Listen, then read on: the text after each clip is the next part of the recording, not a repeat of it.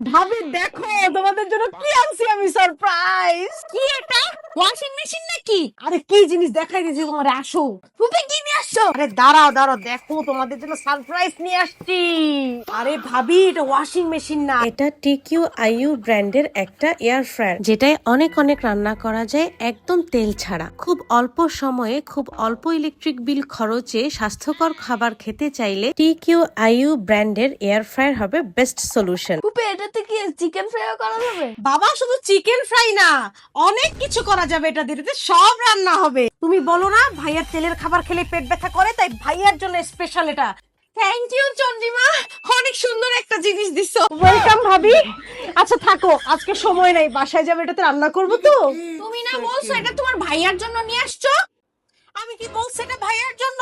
ভাইয়ার জন্য তুমি এটা কিনে না টিকিউ আইইউ পেজ থেকে। এটা তো আমার, আমি দেখাতে আসছিলাম তোমাকে শুধু। থাকো যাই।